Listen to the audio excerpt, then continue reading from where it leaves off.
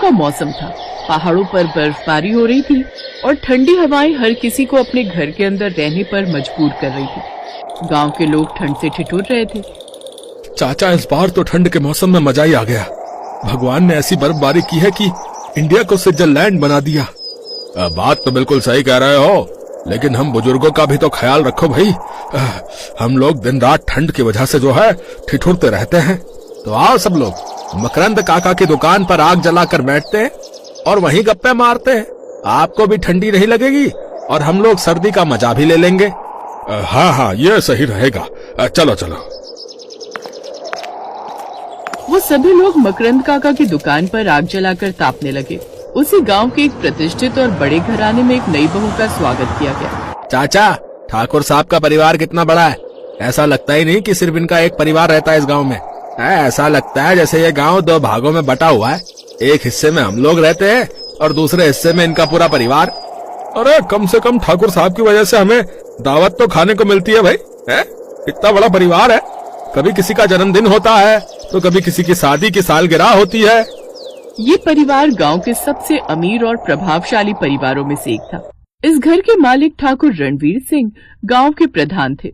हवेली के बाहर हमको तो ये समझ में नहीं आता, जो इनके घर नई बहू आई है वो इतने सारे लोगों के साथ कैसे रह पाएगी। उसकी तो आदत ही नहीं होगी। चाचा, तुमको हर बात पे दिक्कत ही हुआ करती है।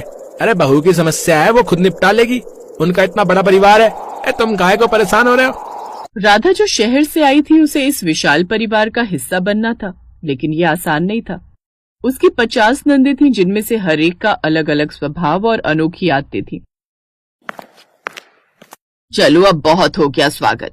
तुम 50 ने अपने अपने तरीके से स्वागत कर लिया। बहू को अंदर तो आने दो। हे भगवान, इनका घर तो किसी राजमहल से कम नहीं लग रहा।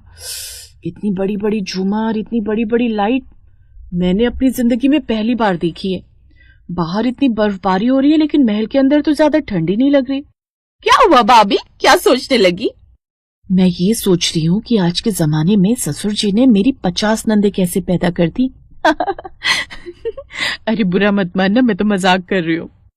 अरे भाभी, हम लोग भी बहुत मजाक किया है। ससुर जी का ही खून हो तुम सब, मजाकिया तो होगी। देखो मजाक मजाक में मेरी 50 नंदे पैदा कर दी उन्होंने।